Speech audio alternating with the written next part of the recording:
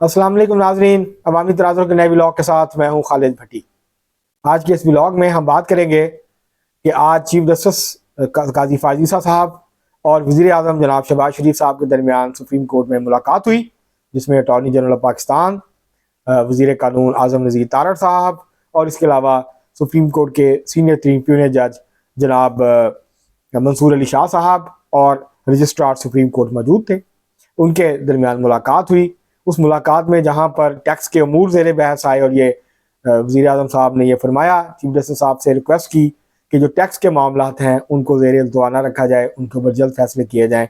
इस वक्त 2700 रुपये के जो टैक्स केसेस हैं वो अदालतों के अंदर ज़ेर इल्तवा हैं, उनके ऊपर स्टे हुए हैं। उसके हवाले से बात हुई। दूसरा, जो 6 इस्लामाबाद हाई कोर्ट के जजों का ख़त है, जजेस का, मोअज़्ज़ज़ जज साहबान का, उसके ऊपर उसके हवाले से भी बात हुई। कल फुल कोर्ट हुआ था, उसके अंदर जो डिस्कशन हुई थी उसकी रोशनी में आज वज़ीर आज़म की मुलाकात हुई 2 बजे के करीब सुप्रीम कोर्ट में। और उसके अंदर फैसला ये हुआ है कि एक रिटायर्ड सुप्रीम कोर्ट के जो जज हैं, सीनियर तरीन जज रिटायर्ड, उनकी सरबराही में एक इंक्वायरी कमीशन बनाया जाएगा जो ख़त है उसके मंदराज का जायज़ा लेगा, उसका कंटेंट देखेगा, जो इल्ज़ामात लगाए गए हैं उसके बारे में तहकीकात करेगा और फिर अपनी रिपोर्ट जो है वो उसको पेश करेगा। तो नाम के हवाले से भी डिस्कशन हुई होगी, 1-2 दिन में उसका फैसला हो जाएगा। तो ये आज डेवलपमेंट हुई है, जो कल खत 2 दिन पहले ख़त लिखा गया था उसके हवाले से, जिसमें बहुत हलचल थी। तहरीक इंसाफ ने इस फैसले को मुस्तरद कर दिया है। इसके ऊपर भी आपसे बात करेंगे। इससे पहले कि हम अपने मौजू की तरफ बढ़ें, आपको मज़ीद तफसीलात फराहम करें, आपसे गुजारिश है कि अगर आपने हमारा चैनल अवामी तनाज़ुर अभी तक सब्सक्राइब नहीं किया, उसको सब्सक्राइब कर लें। आपको व्लॉग पसंद आए उसको शेयर करें, लाइक करें और महज़ब अंदाज से अपनी राय का इज़हार करें।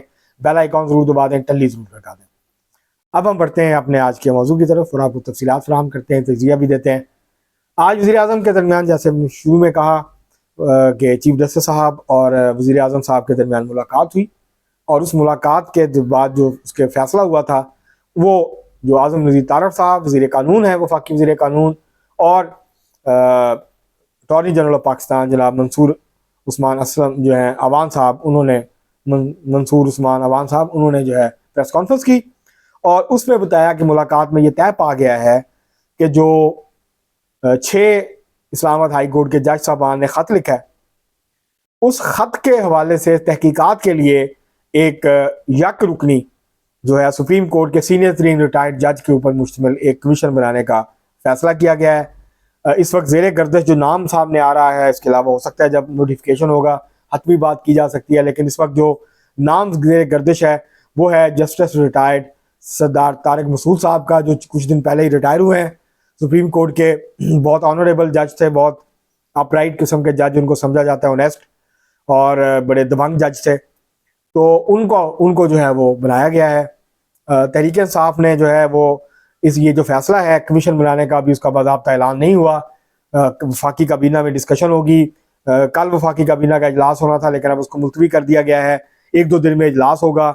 इस दौरान वज़ीर आज़म जो हैं वो गालबन आर्मी की जो क़यादत है उससे भी बात करेंगे, DGI से भी मिलेंगे, उनके साथ भी सारी बातचीत के बाद फिर जो है वो नाम का ऐलान हो जाएगा। वफाकी काबीना बाकायदा उसकी अप्रूवल दे देगी। कल इजलास नहीं होगा तो परसों या उससे अगले दिन इजलास हो जाएगा और फिर ये इसका फैसला हो जाएगा। तो उसके बाद ये कमीशन कायम होने के बाद फिर काम शुरू कर देगा। फिर देखते हैं TOR जो है वो वफाकी काबीना तय करेगी। उसके बाद हो सकता है कि जब वो शेयर हों तो सुप्रीम कोर्ट भी उसको देखे और फिर हो सकता है कि वो सुप्रीम कोर्ट जो है उसके अंदर वो TORs में अगर कोई कमी पेशी हुई तो उसको दूर कर दिया जाएगा। तो बहरहाल ये फैसला हो गया। अब ये उम्मीद की जानी चाहिए कि एक जो हलचल मची थी वो शायद उसके अंदर कुछ कमी आएगी और एक जो हमारे यहाँ जैसा होता है, इस तरह का कोई वाक़या होता है तो फिर उसकी गुलाबे पता नहीं कहाँ से कहाँ मिलाए जाते हैं और फिर किस किस्म की जो साजिशी थीरियाँ हैं वो सामने आती हैं। तो अगर ये इंक्वायरी कमीशन बनता है, इंक्वायरी कमीशन बनने के बाद इसके ऊपर इसकी रिपोर्ट आती है और वो उन सारी चीज़ों का अहाता करती है, उसके TOR क्लियर होते हैं, तो कोई अगर जैसे तरीके साहब उसने मुस्तरद कर दिया और कहा कि नहीं हम नहीं मानते इसको, जो हाज़र सर्विस जज हैं उनके ऊपर मुश्तमिल वो तहकीकात करें और फिर ये जो है, और उन्होंने अपना इतवार वाले दिन पेशावर में जो है वो अदलिया की आज़ादी और इमरान खान साहब की रिहाई के लिए जो है वो एक बड़ा एहतजाज और रैली निकालने का ऐलान किया है। अब तहरीक इंसाफ जो है वो अदलिया की आज़ादी के लिए मैदान में कूदने के लिए तैयारी पकड़ रही है, क्योंकि धांधली के खिलाफ मामला तो आगे नहीं बढ़ सका। तो अब उन्होंने ये नया इशू उनके पास आया, वो इसको जितने दिन भी हो सकेगा यूज़ करेंगे, इसके गिर्द जो है वो बयानियाँ बनाएंगे। और अब उन्होंने इसी ख़त की रोशनी में जो है वो फैसला किया है चीफ जस्टिस काजी फायद ईसा साहब को ख़त लिखने का कि इमरान खान साहब के केसेस में जो जो होता रहा है तो उसके हवाले से वो तो ये अब जो तहरीक इंसाफ का बयानिया था वो अब तहरीक इंसाफ उस बयानिए को आगे बढ़ाएगी और इसके ऊपर मजीद जो है एग्रेसिवली कोशिश करेगी। लेकिन मेरा ख्याल है कि जितनी जल्दी हो सकता है हो ये कमीशन बनाया जाए और फिर ये कमीशन अपनी रिपोर्ट पेश करे ताकि ये मामला जो है वो वाजे हो, दूध का दूध और पानी का पानी हो, हकायक सामने आए।